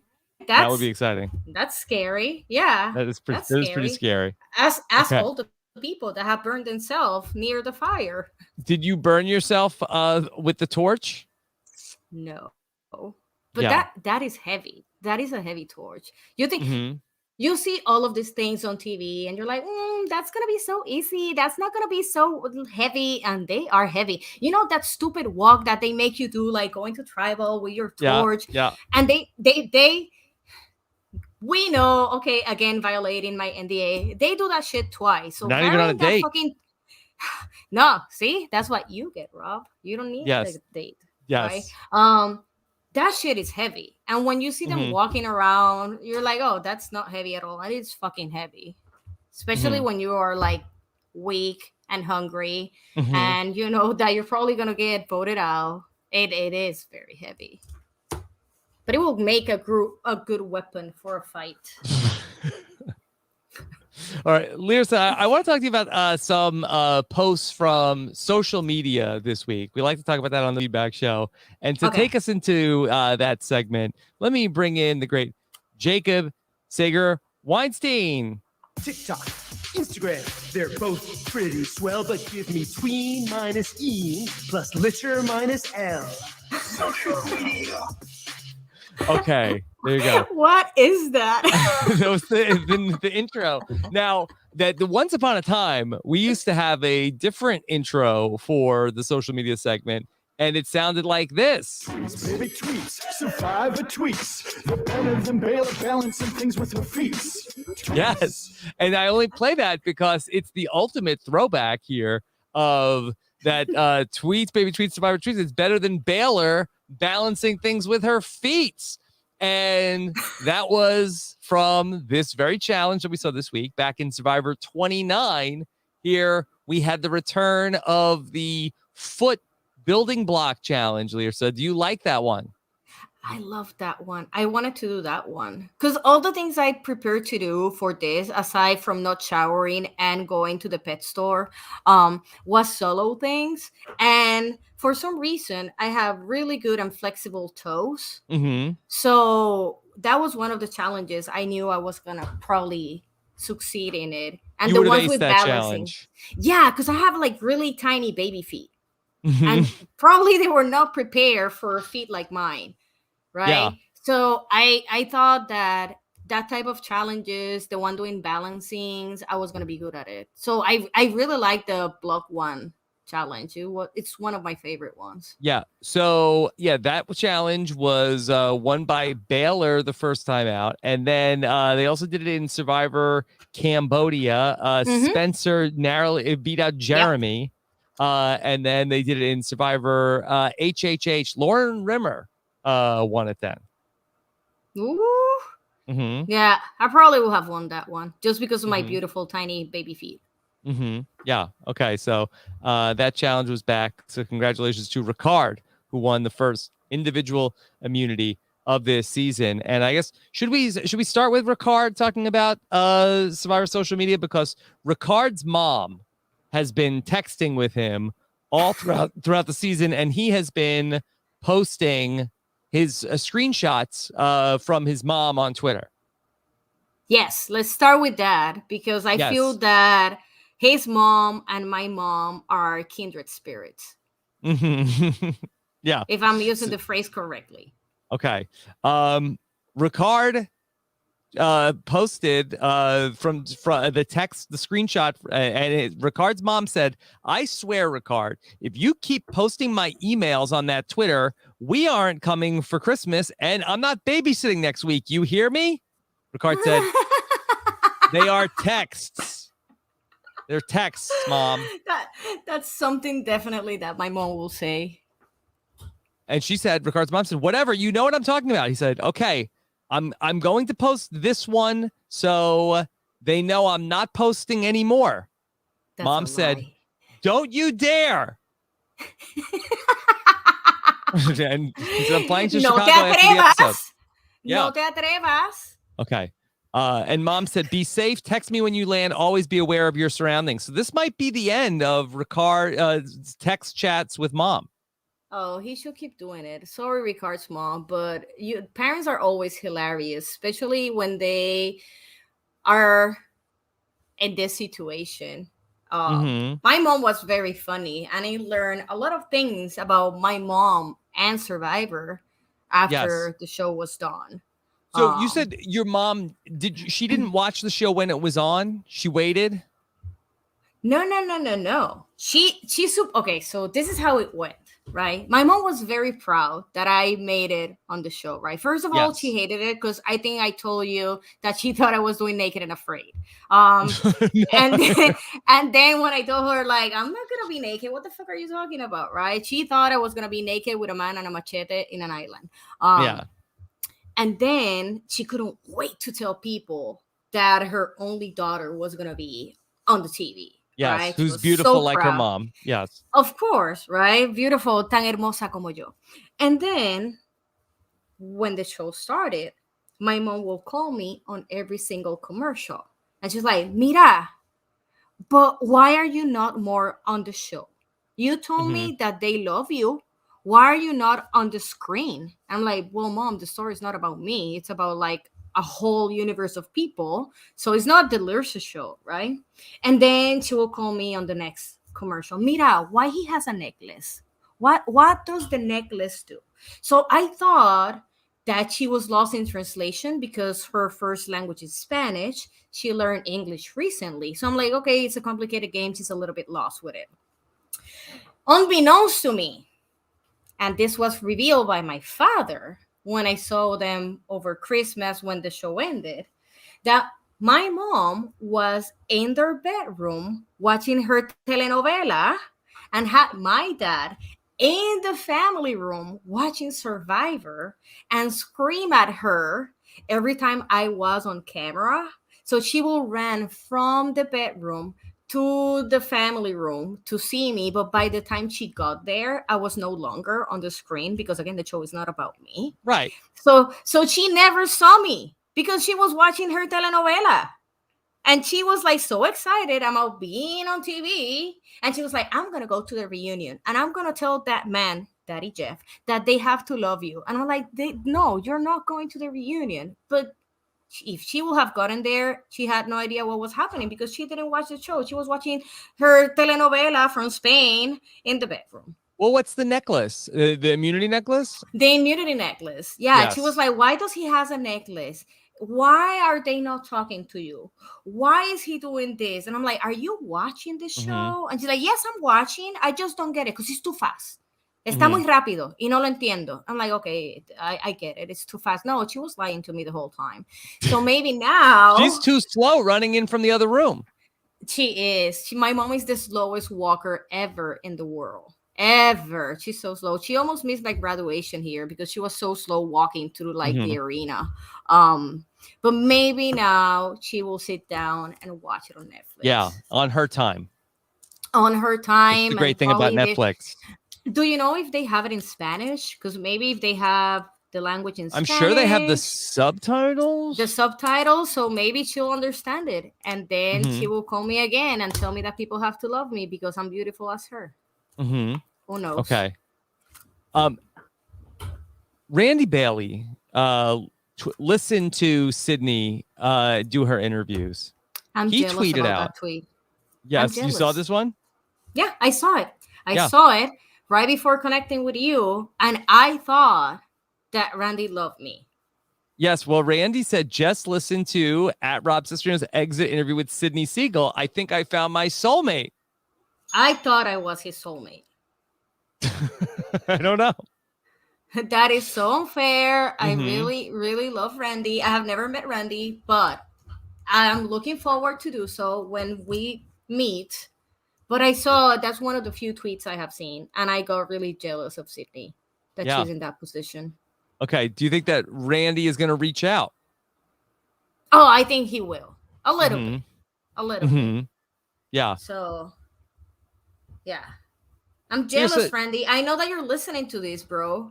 I was expecting. Yeah, he always listens. Yeah, I thought he was going to, like, tell me that I was his soulmate, regardless that I'm a lesbian. Because soulmates don't have, like, gender or, like, sexual preferences, right? Yeah. So I'm a little bit hurt. Yeah, because a soulmate, you might not, get together in this lifetime, but maybe in a different one. Yeah, I feel that it doesn't have to be like when you find a soulmate, it doesn't have to be some physical romantic connection. Yeah, it doesn't have to be romantic. I know I have a couple of soulmates. And you have multiple. Yeah, I'm poly soulmatey. Soulmate. Yeah, I have different people that I have really strong connections and that we're not romantically involved. Yes. How do you know? How can you tell? You just tell you can tell right away? It's just something that you have. Like I met this person in February, I think that we met each other. Yeah. I met a friend of a friend, and as soon as I met this woman, we click. And it felt like I have known her forever. And that night I was also very fucking drunk, and I was going to a wedding in Puerto Rico during the summer. I'm like, hey, do you dance? And she was like, yeah, I dance. I'm like, do you eat? She's like, yeah, I eat. I'm like, do you drink? She's like, yeah. I'm like, if I take you to a wedding in PR over the summer, will you take the centerpiece at the end of the wedding? Yes. And she said yes. And that's something a soulmate will do. That was the right answer. That was the right answer. And she was my date for the wedding. And we had a blast. And you know what she did at the end of the night? She took the centerpiece. She took the centerpiece. What if more than one people want it? Oh, there were different tables. So there were plenty of them. But it's like a tradition in our culture. You always want to like take the flower arrangement and then throw it a week later. Yeah. Yeah. I've seen at weddings, like they have like $1 and they like pass the $1 around the table. And then when the music stops, that's the person that gets to take home the centerpiece. Oh, really? No. As soon as we sat down on a table in a wedding back in PR, you just like move it closer to you. And that's how you claim it. And whoever is like it's closest to at the end of the night, they get to keep it. That's exactly. Smart. Exactly. Yeah. That's smart. What, like, that's what your mom always, when you're a kid. That's why I don't take shit away from places anymore. Your mom is always very eager to push you to take things in weddings.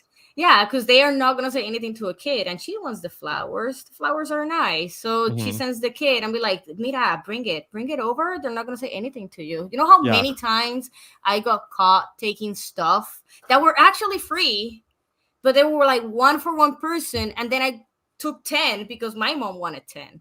It happened several times. It happens. It happens. Yeah, that's what a good daughter does. Lyrsa, did you watch Big Brother this summer? No, I don't watch Big Brother. Okay. Because it's too much time that you have to invest, and I'm not going to pay for the feed.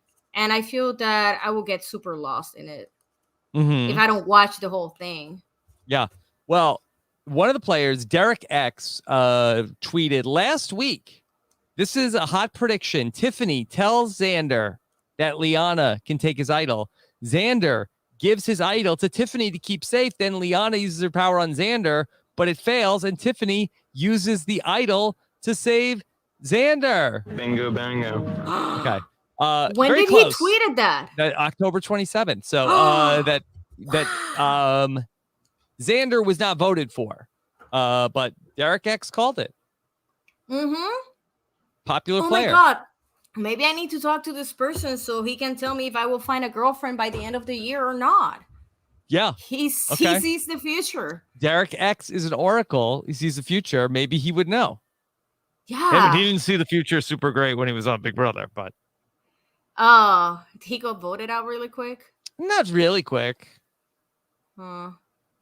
I don't know how that works. You have to like own the house or become the owner of the house or something like that. And then you get a key. Yeah, the HOH. Right. Yeah. You're not really technically the owner of the house. I think they're all renting the house for the summer. That's because I haven't played that game. Yeah. If I played that game, I will own that house. I need a house. I will own it. Yeah. Should they let the winner of Big Brother own the house? Like, because that's valuable real estate. Isn't that on a stage? Like, isn't it on a studio? Yeah, but I mean, it's California. I mean, it's probably they should give them like a tiny house. A tiny house. Yeah, tiny house. Yes, that should be the prize of Big Brother, right? You were the best player in the house, and then you win a house. And you win a house, yeah. A tiny house, yeah. A tiny house. If that's the deal, I will play Big Brother. I will do whatever. Yes. Your friend and mine, Angelina, tweeted about Liana's advantage. There were two flaws in Liana's advantage. One, you should be able to steal an idol, advantage, or article of clothing. And two, Shan talking about it in front of Tiffany. Those were the two flaws. Why does Angelina keep want to steal clothing from people? I think that's the thing. Did you see last week? I know you don't like the game within the game, but last week the game within the game was, can I have your jacket? Yeah, somebody sent that to me, and they sent me the clue. I'm like, what the fuck is this? And they were like, give me your jacket. I'm like, oh, we made it there. So nice. But yeah, Angelina, come on, clothing. Let's stop with that. No, I'm just joking. Okay. Sending my love to Angelina and her baby and her family. Yes. Speaking of babies, though, so the other night, Steven on Survivor Know-It-Alls talked about how that he was disappointed. It was his baby's birthday, and he didn't get to pick out the birthday cake. Kathleen in quarantine said, "Dear at Steven Fishback, FYI, you will never be the one to choose the birthday cakes. It's just a thing." And Steven responded, "That's what I was thinking too. Sadly, what was even the point of having a child?" Well, you can pick other stuff. You can pick the snacks. Yes. I mean, isn't the cake a snack?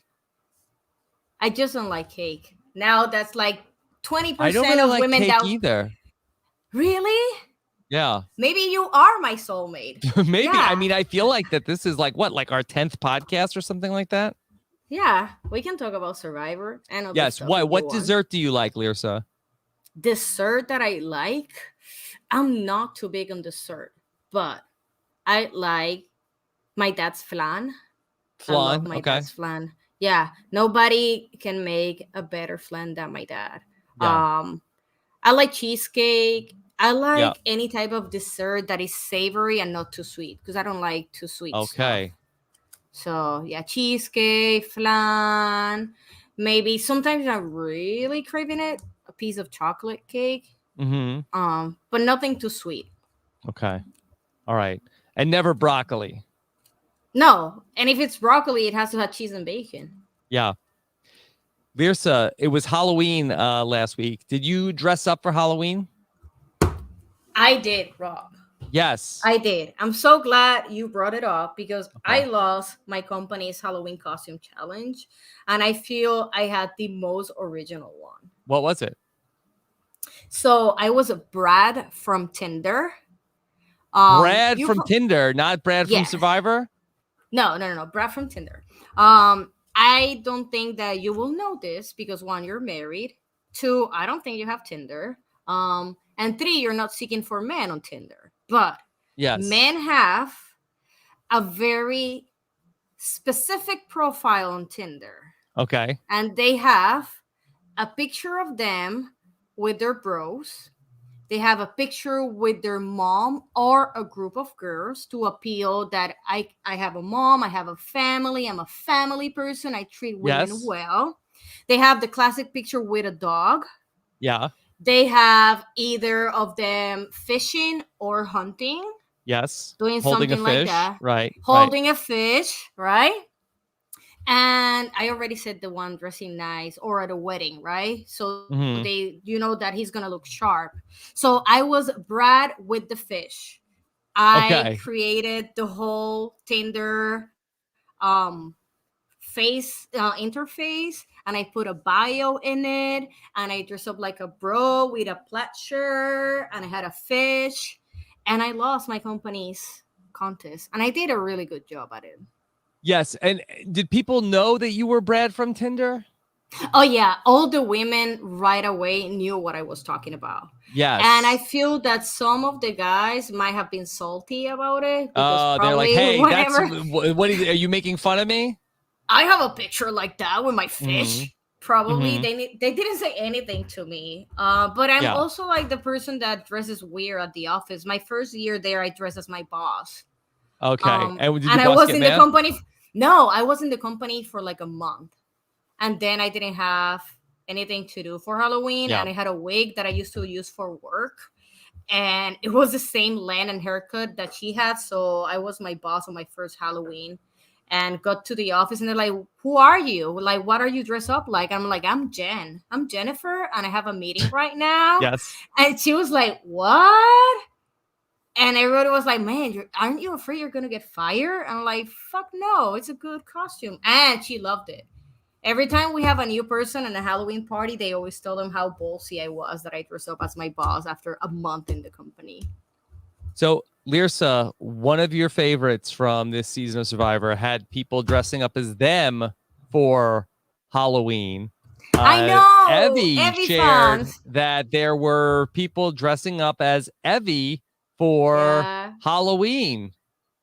What do you think about these Evie Halloween costumes? They were so good. I had a coworker once dressed like me, and they got a buff The and a second parchment one is paper really and good. everything. Yeah. But the Evie ones are so cute and so adorable, and I'm so Evie shared it on Twitter. happy. Yeah. Yeah, that there's like a lot of people supporting. Did our queer anybody nugget. ever dress as Lyrsa for Halloween?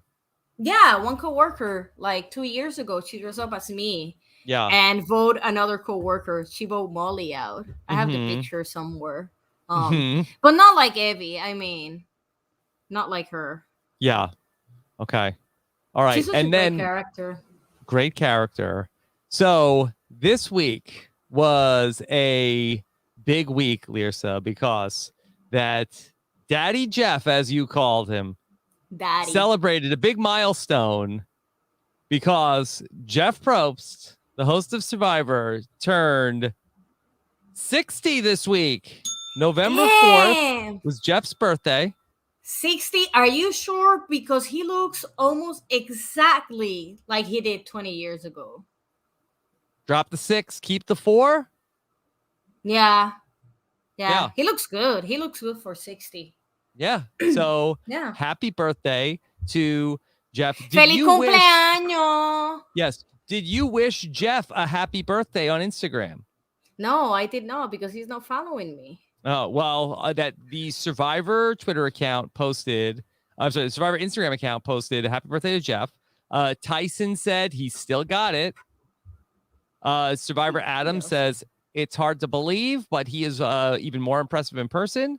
Never needs a second take, and no one has more passion for Survivor. Happy birthday, Jeff. Davey said, I got nothing for you. Just kidding. Happy birthday, Jeff. And then and Coach said, happy birthday to my twinsy. I should have said something. I didn't say happy birthday, so I apologize, Daddy. I forgot. Yes. But next year, I will. Kim Spradlin says, happy birthday, Jeff. JD said, the GOAT of TV hosts. Donathan said, happy birthday to my favorite Scorpio. Oh, he's a Scorpio? Huh. Mm-hmm. Yeah. Kobe sent hearts. Troyzan said, welcome to my club, brother. 60 is the new 40. Hope you Now get I your feel- free senior Grand Slam breakfast at Denny's.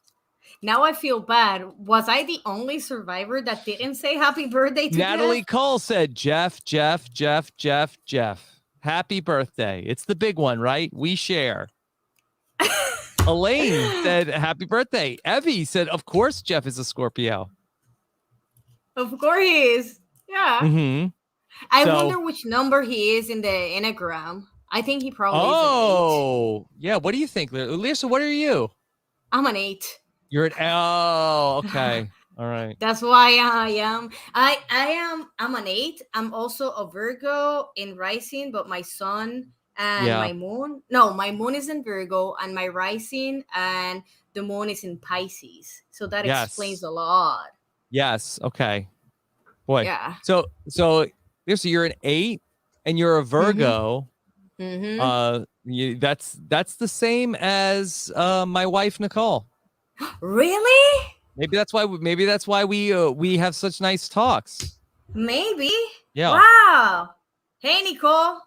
Shout out to Nicole. Lyrsa, she doesn't listen to the podcast. Come on.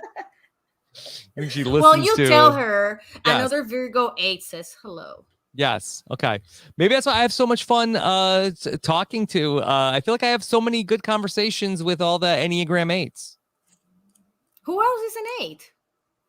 So many. It's a bunch of people. I feel that a lot of us probably are 8s because 8s are like very competitive and we like to get in the zone. So I feel like a lot of us are 8s. Yeah.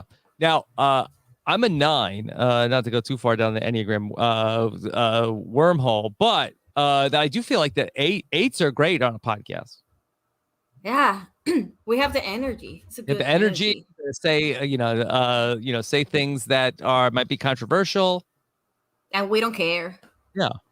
'Cause it is what it is. What is? Yeah, well, they're gonna say it because it's true. Yeah. Right. What is it? Bingo bango. Bingo bango. Yeah. Bingo bango. It is what it is. Bingo bango. Okay. All right. So yeah, happy birthday to Jeff Probst here, who got Next to turn year 60. I'll jump on that boat and I'll say happy birthday to him. He looks really good. Like, being serious, he does really good for 60. I don't know what he's doing. Mm-hmm. Yeah. But he looks great. Mm-hmm. Those dimples are still beautiful. It's still working. Yeah. Yeah. Every week I look at him and like, man, so hot.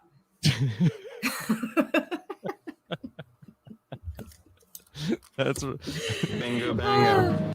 Bingo bango. I would love to like talk to Jeff again. What would you say? Well, let's pretend. I'll be Jeff, and you be Lyrsa, okay? Okay. Hey, oh my hey, God. Lyrsa, hey.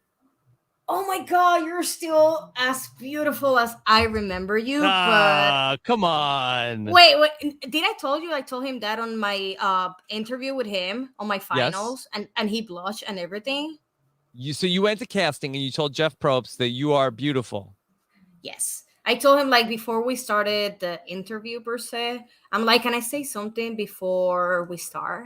And he's like, yeah. I'm like, oh my God, you are so beautiful. I'm still a lesbian. I'm not hitting on you, but you are so gorgeous. Like, that face and those dimples. And he started laughing and he got like super red. So I made him blush. Yes. Maybe it was because he was laughing because I clarify I'm not sexually harassing you and I'm a lesbian. Well, that was good. That was good that you added that. Yeah. You know, you always have to add that disclaimer. You don't want issues, right? Right. Right. But I will ask him why he hasn't called me back. I was fun. Mm-hmm. Right. So yeah. Isn't that the rule? Are they fun? Well, I mean, you need to bring back people that are fun, that are characters. Yes. Yes. And in some cases, people that struggle, because with our struggle, you're gonna laugh, right? Mm-hmm. I know all of you laugh a lot with that saucer challenge that got me voted out. Yeah. So oh my God, that shit was heavy. I'm sure they did it. Were you surprised they did that again in season 40 and Nick Wilson lost it again? Were you surprised that Nick wasn't able to figure out what to do yet? Nope. As soon as I saw I have, then I'm like, Nick's team is gonna lose. Yeah. Because it's like, you know, it's heavy and you have to like measure people. I don't know. I don't remember how it was in 40, but you had to like go through some beams. Yeah. And we all had to like measure, and I was like so fucking tiny. I didn't know where to fucking put me in it. So I'm like, just give me the nuts. I can do the nuts, but there were no nuts there. So I was the nut when you say give me the nuts, what do you mean by that? I was the designator umpire on every single challenge that I did. Oh, nuts. Yeah. Yes. Remember, I have an accent. I'm from I'm sorry. I misheard you. Yeah, no, I always joke with the accent. Don't worry about it. I'm not upset about it. But I was a Girl Scout, so I know my way around nuts. Yeah. So I was always a designated person if we had to untie something. Yes. Well, Lyrsa, is there anything else about Survivor 41 or anything that you want to talk about? No, I wanna thank you for bringing me back. We haven't seen each other in over a year, so it's always nice to also see your beautiful face. Thank you. And you seem great as well, Lyrsa. Yeah, it was. I'm better now. You know, good. There's some days, right? But everything last year was not good, and you know, you have to take everything a day at a time. So we'll see moving forward and trying to do what's healthy and best for me. So and if I'm up in Salem, will we have steaks? Yes. Well, I'm not living in Salem. Oh, okay. I want to move there. I live in the city. I live in Boston, but I'm always hanging out. Okay. After we're done, I'm going to Salem to hang out with my friends. We're doing a hot dog party. So when you say a hot dog party, what does that entail? It's like a It barbecue. entails that we're gonna eat a lot of hot dogs today. Yes. Okay. No, one of our friends, one of the people in the podcast is from New York, and he lives in New York. So he's on vacation in Massachusetts. So we're gonna get Yes. together and we're gonna eat some hot dogs and talk about some horror movies. So it's gonna be fun. Yes. Okay. All right. So yeah, listen to my podcast. Also, remember Let's give out the that link again. It's the Heavy Leather Horror Show. horror show. Gonna give out yes. 5 stars 5 because stars. they're free. Yes. If you go on Facebook and you find us on Facebook, we have 4 episodes that we filmed for Halloween. So there's 4 new episodes, like live shows. Well, not live because we recorded them, but an hour-long episodes, and I'm featuring all of them, and I look fucking great. Whoa, the video? Yeah. I'll send you the link if you want. And I had really great costumes too. I was a T-Rex. Wow. Also, go to my Etsy store. I'll Etsy send store. perfume letters. Yes. And I'll dedicate whatever you buy from me. It's the Yes. holidays, guy. You need to give someone you love something original. Yes. And if it's a Survivor fan, you can say, like, you know what? This was made by Lyrsa for you. Yes. On Netflix. Coming to Netflix later on. Yeah. 2022 is going to be Bingo booming. bango. Bingo bango. Yeah. Yes. Okay. Well, And Lyrsa, if you guys are in Puerto Rico during the Christmas season, hit me up. I'm gonna be there the whole Christmas season. what will you have a meetup with fans in Puerto Rico? Yeah, I Wow. would. Yeah, I'm not that on that level of being a lesbian. I still meet with regular people. Wow. Well, that's incredible. Yeah. And what will Yeah. you do with the like if people say I'm going to be in Puerto Rico, let's meet We up. What are we can- going to do? We can either go to La Placita and have Yeah. drinks. We can have dinner. We can Dinner. go to Old San Juan. And since I went to school for it and I know my archaeology shit, I can give you like a private tour of the old city. We can Wow. go to the rainforest. I mean, whatever you want to do, I'll hang out with you. For free. People could just get a Lyrsa tour. Yeah, that's better than Cameo. Also, Cameo hasn't accepted me, so maybe with Netflix they will. Wait, they haven't accepted you? They won't let you on Cameo? They won't let me on Cameo. This is an all the- outrage. It is. All the queer ladies I will have been sending nice and What do they funny say to you? messages. Do you realize the people that are on Cam? They should be kicking people off Cameo. I don't know. I have applied for that several times and they never reply back. I also did apply to, we talk about dating apps. I applied to Raya, which Yeah. is like only for famous people. Obviously, Yes, they yes. haven't accepted me on it. I think they're afraid I will try to contact, I don't know, Ellen DeGeneres or something like that. Wait, so they won't let you on there as a celebrity, or they won't let you on there as somebody to date the celebrities? None.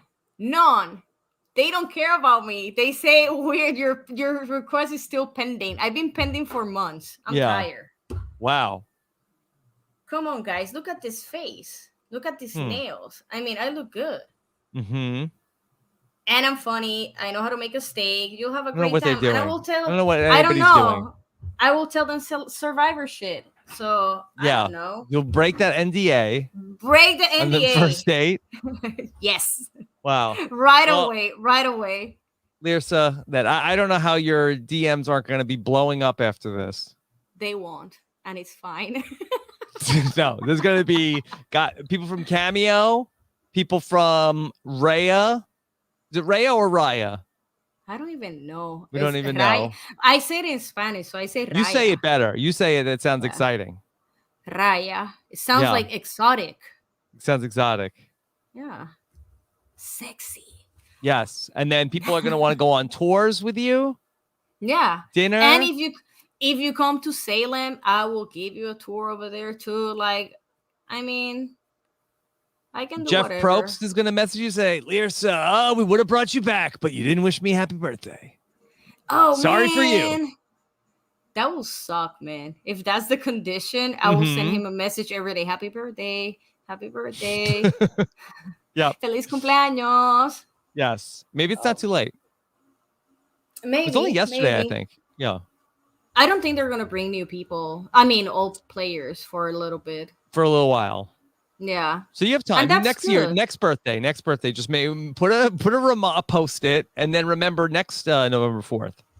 Yeah, and also we'll add a note that hit me up before 45, because after 45, I'm not going to no bamboo shelter. No, can't do that. After season 45? No, after I'm 45, Yes. I'm giving Jeff 5 years to call me back. 5 years. If you don't call me in 5 years, if you call me after 5 years, I'll say no. Okay. That's an ultimatum. That's a power move.